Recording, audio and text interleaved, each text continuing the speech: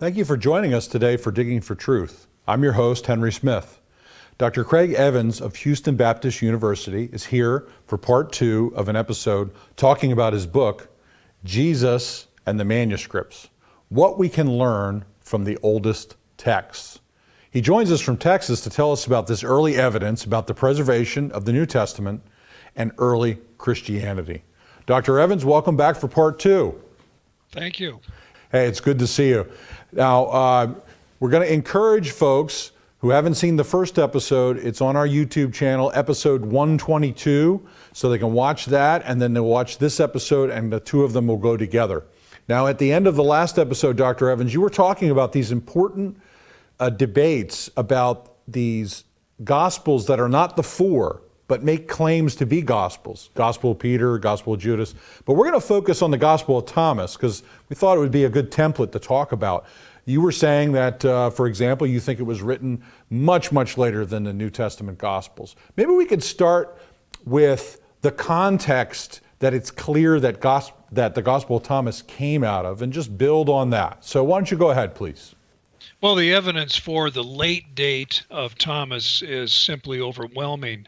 If you just allow the evidence to stand, if you read and study what we have and not speculate about what it might have been, generations earlier, that's just sheer gratuitous speculation.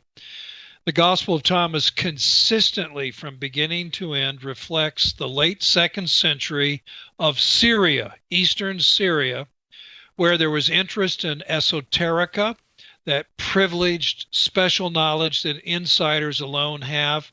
It was very ascetic. Jesus is a vegetarian. He's all about poverty. He's against marriage. Sex in any situation, even in marriage, is bad.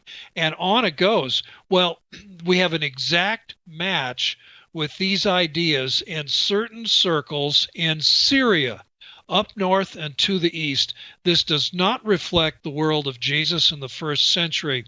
It reflects a later time, a different place. The evidence for that is huge. In fact, there are distinctive readings in Thomas, the way Jesus' teaching is paraphrased, that matches the diatessaron. That is a harmony of the four Gospels blended together by Tatian, who's a native of Syria. And so in blending the four Gospels together, he created distinctive readings, and some of those readings are in the Gospel of Thomas. And so that's just more evidence that Thomas is from a later time and from a different place. And the idea that somehow it's early 1st century or it's as early as Matthew, Mark, and Luke, there's just no evidence for that. You have to force the evidence. You have to change the evidence. And that, of course, is not proper, responsible historical work. Yeah, this is one of the points that you bring up in your book. We're talking about Jesus and the manuscripts. And one of the points you do bring up here is looking closely at the way that the Gospel of Thomas is written. Now, you mentioned Tatian. He harmonized the four Gospels. So what you're saying is there's ways that he wrote the text in this harmonization that only appear, that were created by him, essentially. So if they appear in the Gospel of Thomas, they had to come from Tatian, which was 2nd century. Is that the argument? That is the argument, and that's widely recognized too. Tatian scholars who are concerned with the diatessaron, they observe that. Usually those scholars have no problem seeing Thomas as late 2nd century. In fact, one or two Syrian scholars actually argued that Thomas was as late as the year 200. I think that's a little too late, because by the time we get into the 220s, 230s, church fathers know of Thomas and begin talking about it. We have a Greek manuscript of Thomas that dates to about that time, and so on. And so I think that Thomas probably shouldn't be dated any later than about 180, but it can't be dated earlier than 170, because then you can't explain how the author, the compiler of Thomas, knew the diatessaron. The diatessaron was written in the 170s. Yeah, it is. That's good logical historical argument. You know, when I'm reading through your book, I'm thinking about, I'm not a specialist, but I can follow an argument that makes sense, that's based on the data and based on, the logic of the force of your argument really is overwhelming in my view. Now, another part of your matrix of argumentation is that Gospel of Thomas is not seen in any of the church fathers' literature until Hippolytus of Rome, which is 220, 225, 230, something like that. And Eusebius refers to it, I believe, as well. Why don't you comment on that a little bit, because that's important, that those church fathers witnessing to these texts. Yeah, that's a very good point. I engage the scholarship of Stephen Patterson mostly, simply because I think he's the best of the Gospel of Thomas scholars who argues for an early date. I respect his work. We did our PhDs at the same school, and he argues that the earliest draft of Thomas could be in the 70s AD. That would make Thomas as early as probably Matthew and Luke, and probably earlier than John. So that puts Thomas right there in the same chronological neighborhood as the canonical Gospels. But then what I counter, and he and I actually have had debates on this in a very pleasant collegial way, but I then wonder, how is it that Thomas stays below the radar for 150 years? If Thomas is written in the 70s, why isn't that nobody talks about it until the 220s, as you just said? And so you have Origen, you have Hippolytus, and then as you go on through the 3rd century, a few more people know of it, and right on into the time of Eusebius in the 4th century and beyond. How is Thomas so unknown for so long? Compare that to Matthew, Mark, Luke, and John. They're being quoted, alluded to in the 1st century. By the time you get into the early 2nd century, they're being explicitly discussed by Papias on into the time of Justin Martyr in the 140s, 150s. Yeah. This cannot be said for Thomas. Thomas remains unknown until the 3rd century. To me, that's a major argument against antiquity. Yeah, I mean, if this gospel was written so early, and we see these other church fathers that you mentioned mentioning it so early, especially before 150, because that's when you would expect to see it, and you only see the church fathers talking about the 4 canonical gospels. It's quite remarkable. There's another very important point too, and that is the Gospel of Thomas is familiar with about 1/2 of the New Testament. Right. Years ago, I prepared an index with a couple of colleagues. It was published, I think, in '93, something like that. And we wanted to show how much of the New Testament and apocryphal writings wind up in some of the Nag Hammadi texts. And that would include the Gospel of Thomas, found in Nag Hammadi Codex number 2. And it turned out I was amazed. I had no idea. We worked our way systematically through all 114 sayings in the Gospel of Thomas, and we have anywhere from as few as 13, as many as 15 of the 27 books of the New Testament are quoted or alluded to in Thomas. How in the world could Thomas be 1st century? Right. Know that much of the New Testament? And that's a truism. Scholars know that. Yeah. There weren't New Testament books, Henry. If you and I went back in a time machine to the year 98, we could not find a copy of a New Testament and, get the whole thing, because it's still scattered. Individual books are circulating. So you can't know half of the New Testament until well into the 2nd century. Yeah. That's a very forceful argument you lay out in your book as well. Well, we're up on a break, Dr. Evans, and we'll be right back after this message. In a culture of intense Bible-denying skepticism, Associates for Biblical Research exists to strengthen followers of Jesus by affirming the authority of the Bible. Our archaeological fieldwork and original research form a strong foundation in upholding the reliability of the Scriptures for students or anyone asking if they can really trust the Bible. Please visit our website and partner with us by joining our prayer team or financially supporting this ministry. And thank you for standing with us.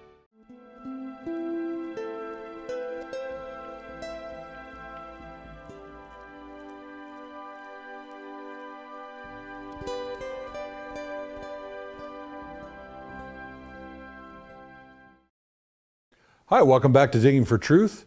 I'm your co-host, Henry Smith. I'm here with Dr. Craig Evans. We're talking about his excellent book, Jesus and the Manuscripts. We want to recommend this book for pastors, people who want to plumb the depths a little bit as it relates to early Christianity and the manuscripts of the New Testament. Now, Dr. Evans, we were talking about these non-canonical Gospels. You were really making some forceful points about the Gospel of Thomas. Another point that I thought was important, that's important here, is the circulation of the four Gospels together in codices, and you never see them with another Gospel connected to them. Maybe you could build on that thought too. That's part of the sort of matrix of evidence here. Oh, that's a very good point. And what that shows, contrary to the popular view in some circles today, that some of these writings were never considered canonical candidates. If they really were seen as candidates for inclusion amongst the writings of authoritative scripture, then why aren't they ever in collections of authoritative scripture? You never find the Gospel of Thomas, for example, along with Matthew, Mark, Luke, John. You never do. And then when we do find these writings, they're always clustered together. They're segregated. And so the Nag Hammadi codices, these are 13 leather-bound codices, and then we could add others like the Chacos Codex that was found more recently, and still others, and there are no biblical writings included. They're all extra canonical. They're outside. The other thing about Thomas, don't forget, the Gospel of Thomas begins with the words, these are the secret words of the living Jesus, which Thomas wrote down. Secret implies they're not public. And the early church understood canonical writings as the writings to be read in public. And so this whole idea, popular in some circles today, that Thomas ought to be added to the New Testament, or Thomas was unfairly excluded from the canon of Scripture by various church leaders or Emperor Constantine or something like that, is utter nonsense. The people who produced Thomas didn't want it read publicly. They wanted it to be studied privately. Yeah, and as you mentioned in your book, Eusebius, really not only mentions it, but it says that this is destructive to the church. So there's a theological argument that's built into this too, but it's part of a larger pieces of evidence that you bring about.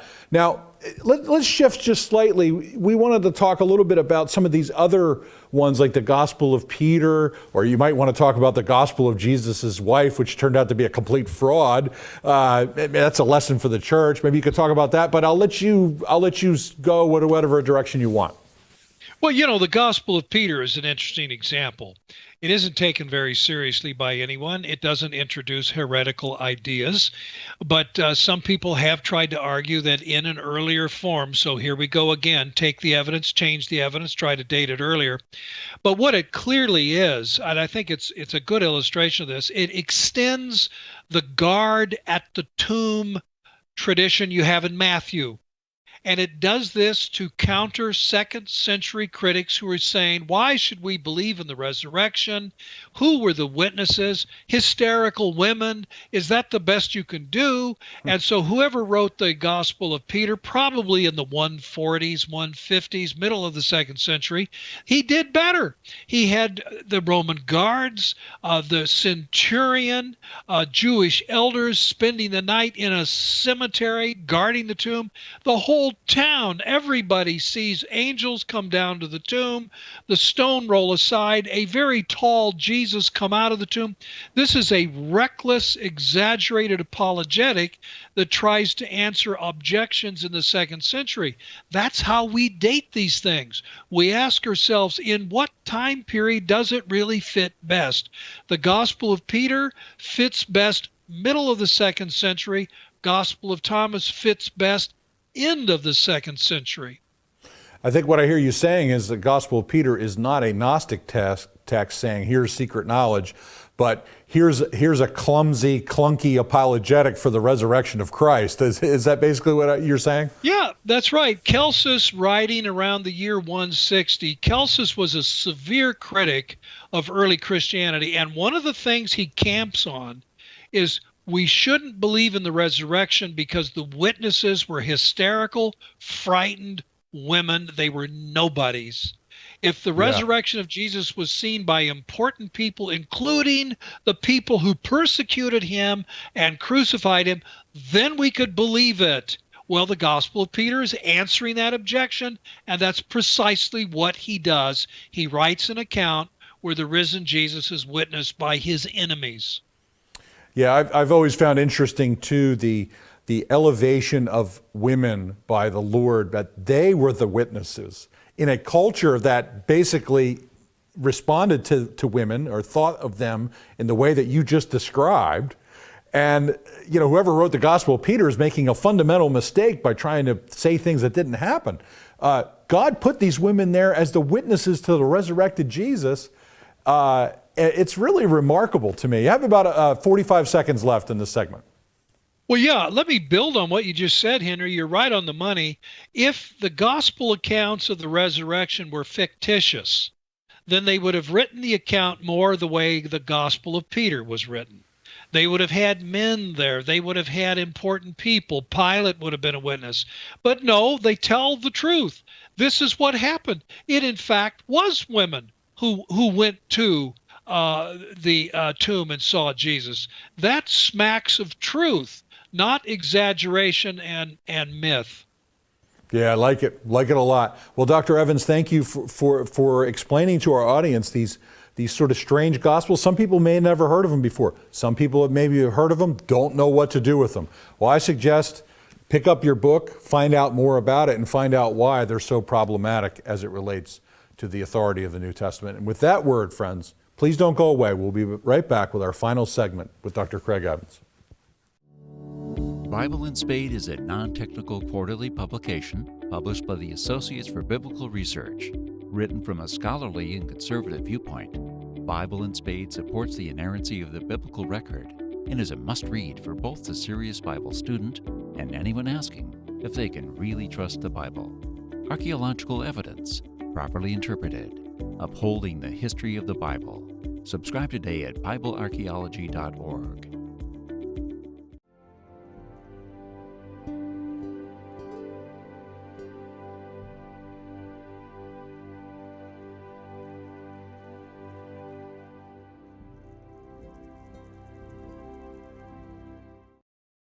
Hi, welcome back to Digging for Truth. I'm your co-host, Henry Smith. I'm here with Dr. Craig Evans. We're talking about his book, Jesus and the Manuscripts. I do just want to mention before we get to our last set of questions for Dr. Evans, the beautiful pictures in this book. So, folks, if you want to see beautiful manuscripts, they are in here in the back, full color and glossy photos, so they really look sharp. Now, Dr. Evans, let's talk about some other items that you have documented extensively that mention Jesus, mentioned some theology of the New Testament. We're talking about amulets, magic texts, probably things that people have not really heard much about, but I thought they were fascinating. So why don't you go ahead with that? Well, in the last segment, we talked about how the Gospel of Peter invents a story about having hostile witnesses observe the resurrection. Well, what's interesting? We have outsiders. We have people who are not Christians, who don't believe orthodox things, so to speak, about Jesus. Nonetheless, they testify to his healing power.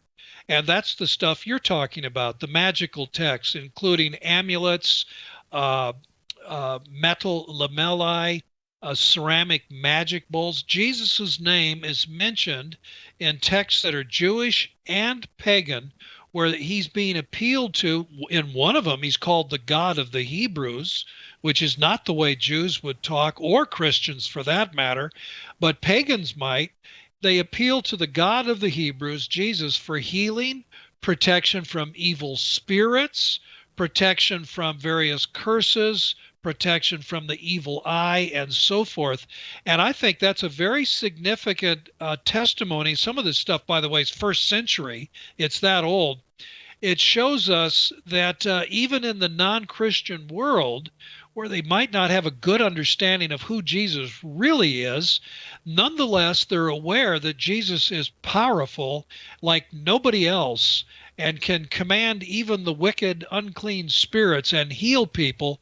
And so we have this strange left-handed testimony, as it were, or a left-handed endorsement of who Jesus really is. Yeah, it's interesting. They're almost quasi-hostile witnesses. They're not hostile because they're adding Jesus to their own paganism.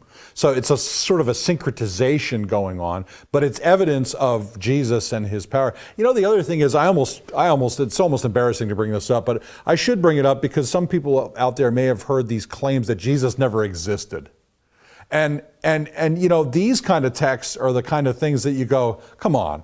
What is this silly nonsense? I mean, there's a website out there that's called that, and people in the church are confronted with this, even as absurd as it sounds. Well, you know, Henry, let's save that for another show, shall we? I could go on and on for hours about these mythicists and how they throw evidence under the bus. I mean, it's mentally pathetic. It's really tragic. Yes. But go back to the magic text. Jesus becomes well known immediately. There are two texts that I can mention, both of them in Greek. One of them is on a papyrus that calls Jesus the God of the Hebrews. But in this text, it refers to the temple with the altar whose flame is always burning. Well, that's not true after 70 when the temple's destroyed and the altar's knocked down. And so this text is pre-70 and is already referring to Jesus as divine. That is a very early testimony. Then there's a ceramic cup, a magic cup found in the harbor at Alexandria about 12, 13 years ago. And I've been in touch with the archaeologists who found it. And on the cup, it says, and it implies the magician has his power or is able to do whatever it is he does through Christ. And they think that it was an old cup. It predates Jesus, but then this was inscribed on it in the middle of the 1st century. So we have two very early testimonies to the power of Jesus by pagans. Yeah, and so I think, he existed and was well known to be a powerful healer. Yeah, and pagans are not orthodox. They don't have if you want to try to make an apologetic argument, they're quasi-hostile witnesses in a sense. Now, the cup that you just mentioned, I believe there's a picture in your book. Is that correct? Am I right about that? Yes, there is. Yeah. Okay, so we, folks can see that in the book. If that dating is correct, we're not talking about in Israel. We're talking about in Alexandria, Egypt. That's the gospel's already made its way down there. That's very early. Well, Henry, that's where that papyrus comes from too. And so you have a papyrus from Egypt by a pagan referring to Jesus as God, who will protect you from evil spirits. And the dating suggests that whenever this was written, the temple in Jerusalem still stood. Yeah, that's absolutely remarkable. And that's such a significant cataclysmic event in terms of dating, like the way that ancient writers talk about it. It's the before and after. I mean, it's the cataclysm of Judaism. And so that demarcation is very easy to identify in written records. Well, Dr. Evans, I'm going to give you about a minute and a half to wrap up the show. Believe it or not, it's almost over. Just summarize the best you can in a minute and a half, the importance of what you're doing here in the book and an encouragement to the people of God. I think it's very important that people who take the Bible seriously understand the facts. There's nothing to run away from. There's nothing to be afraid of. We have manuscripts that are very old, and we have a lot of them. There is no mystery. There is no uncertainty. We're not left wondering, how many chapters did Matthew originally have? Or was the Sermon on the Mount original? Or did he really pray the Lord's Prayer? We don't have any questions like that.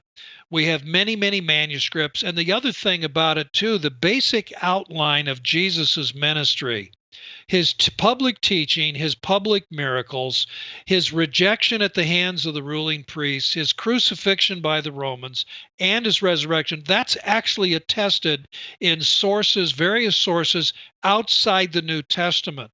So the New Testament story, the gospel story, is not some pious fiction about somebody who never lived, and we're writing myths and we have no idea what he really said or did. That's the stuff of nonsense.